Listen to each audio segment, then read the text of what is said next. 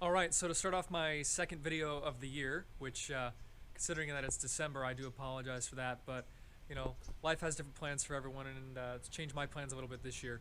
But, to start off, the Mustang's gone. Sound familiar? I did sell the Mustang. The Mustang is gone. Cutting right to the chase, the Mustang's gone.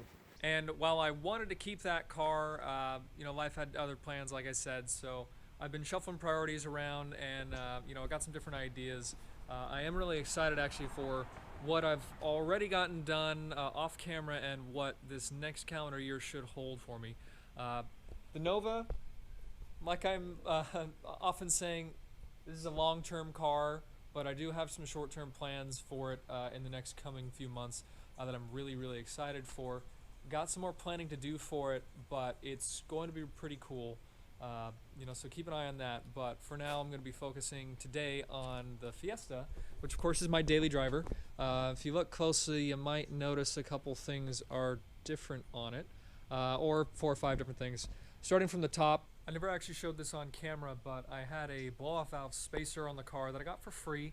I thought it'd be a fun little mod. It was a bit annoying, but actually earlier this year, almost 11 months ago, almost a year ago now, I actually found a TurboSmart blow-off valve, a 50/50 blow-off valve, and it sounds much better. That's what I've currently got on the car, and it sounded great. I also sourced some Rotor Recce wheels, 17x8 with some Firestone Firehawk Indy 500 tires. Not sponsored or anything.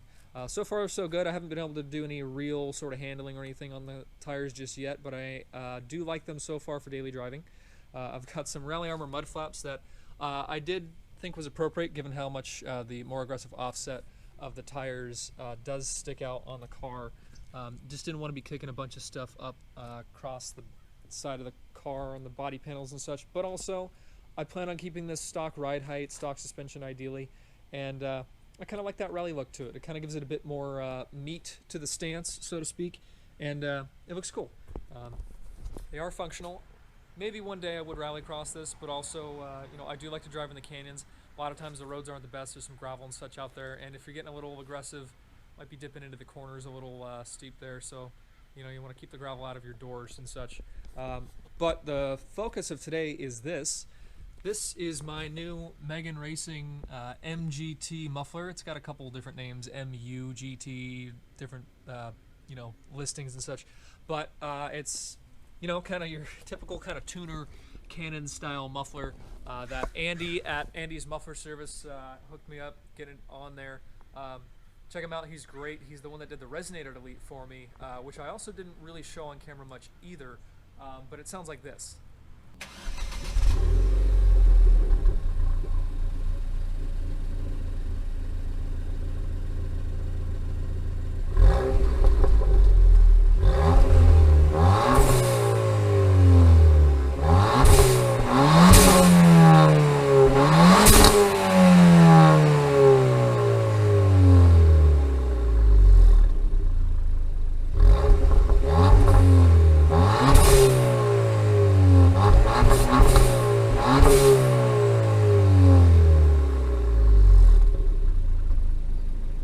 I'd had that done last year and it sounded great.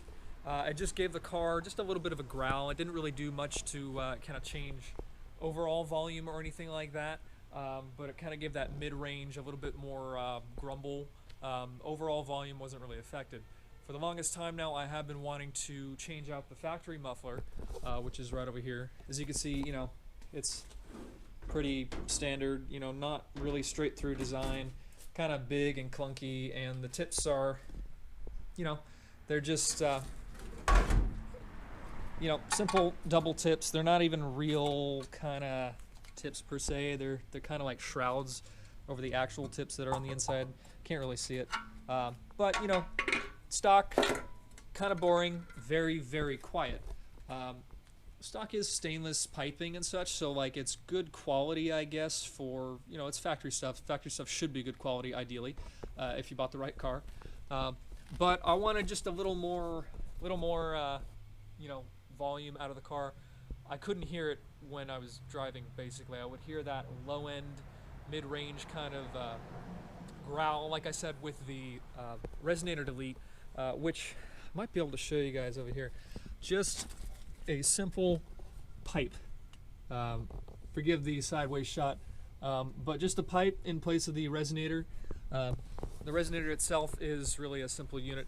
I've got it in the back there somewhere, but it's kind of like a mini straight through muffler, and it's just meant to dampen noise around town, part throttle, cruise, that sort of thing. But since this car has a cat on it, it's a turbo car, and it's got a relatively, like I pointed out, kind of muffling muffler.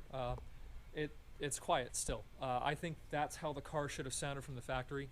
Gave it some nice little burble to it, you know, at idle, and not really at idle. It was a little bit louder at idle, but not that much. But that kind of part throttle blip the throttle.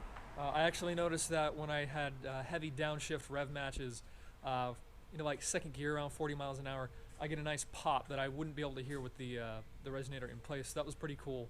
But Andy hooked me up. I chose the muffler pretty carefully. I tried to find good reviews of affordable mufflers that, you know, I didn't want some eBay random no-name kind of stuff, which I'm sure can be good, but I just didn't want to take the risk with a lot of unknowns. So this is a 2.5-inch inlet with a 4.5-inch tip, and yes, it does pass the proverbial fizz test with room to spare. Still factory hanger, so it's a little, it keeps it supple, right? I don't know, I like the look of the single exit on these cars personally. It gives it a bit more of that sort of Japanese style that I do enjoy. But given that this is sort of more of a Euro car, you know, the factory has the twin tips, so it has kind of a big opening here in the little diffuser kind of piece on the bumper. So I wasn't really sure, you know, how to fill that out. I didn't really see any dual tips, aftermarket, you know, mufflers and other things that I really liked in the space, but I did like the look of and I'll admit it's maybe arguably a little bit on the aggressive side, sizing wise of the tip, but with the angled cut on it, which I was hoping it'd be a little more angled, close to like a 45 degree, but I'm still happy with it. I think it cleans it up nicely. It keeps it from looking too ricey or, you know, anything like that. And it does come with a silencer, which is currently back here. I did pop it off. There we go. If you're familiar with what a muffler silencer does, is it literally plugs up the pipe up to kind of the core, and it just kind of plugs in there, and it adds some extra baffling inside the muffler, so it kind of like doubles up on the muffler. It still lets flow and such through, but it really quiets it down quite a bit. When I first had Andy put the muffler on, I left the silencer on, drove around a little bit, and that's what this sounds like.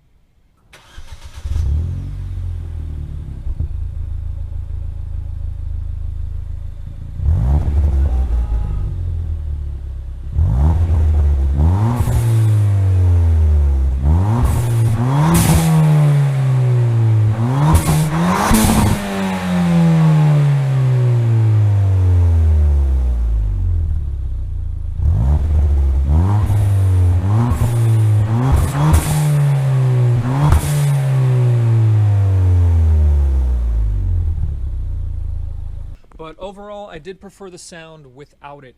It is a little bit louder at idle, of course, but once it settles down after like a cold start, it's really not much. It has a bit of a hum maybe in the interior, and it really doesn't drone at cruise or anything like that. And sounds pretty good on rev, so check that out.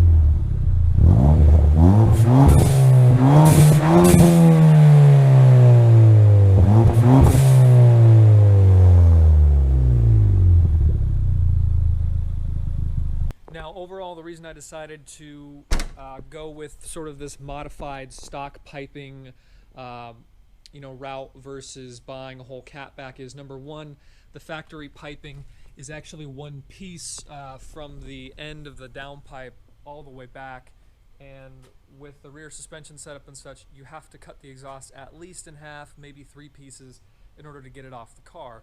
I wasn't sure if I wanted to kind of commit to cutting up the piping like that. So what I had Andy do was cut out both the muffler and the resonator kind of right at the joint. So if I ever really needed to put it back on, it would be pretty hard to tell that it was modified in the first place. But also, including labor to put it on, both the resonator and the muffler install, and parts, tax, shipping, all that to my door.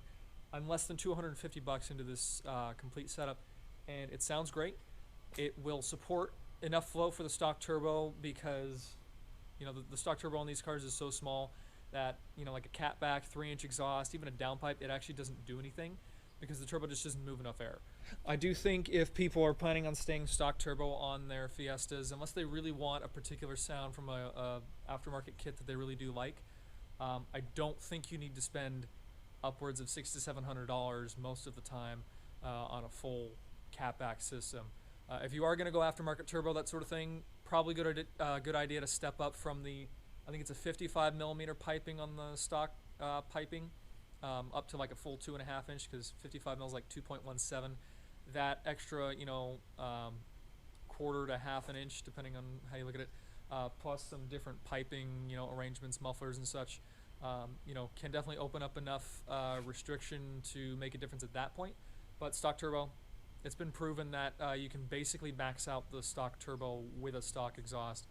Even a factory downpipe, I think, as far as people can tell. Response and such like that, you know, heat might be a little bit different. It's not going to be optimized maybe, but it's still not necessarily to do like a full exhaust from what I've seen, at least, kind of in my opinion. But you know, we got some wheels, tires, some mud flaps, we got a blow-off valve, and kind of my version of a homebrewed catback exhaust, and so I'm really happy with the car where it's at. Like I said, the Nova is not on the back burner per se, but priorities and such right now, the things that I want to do to this car are much more involved and much more expensive than the Fiesta. So understandably, I'm sure you can see why that hasn't really been a big priority right now.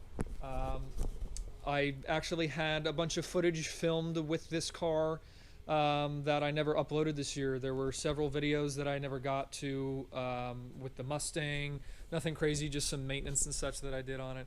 Changed the engine mounts myself, total pain in the butt. Had issues with all sorts of stuff doing that. But it's just been tough this year trying to squeeze things in. I actually got married this year, so you know that's been a big priority. But going forward, I'm excited. It should be a lot of fun going forward, and you know, I'm hoping to bring in some more friends to help out, go to more car events. I want to go back to autocross soon. I've not been with this car, which is the perfect car to go autocross with, but that's going to happen soon. But in the meantime, thank you for watching. Thank you for checking me out. If you don't follow me on Instagram, follow me there, and you know, keep up with day-to-day things. And I'll see you in the next one.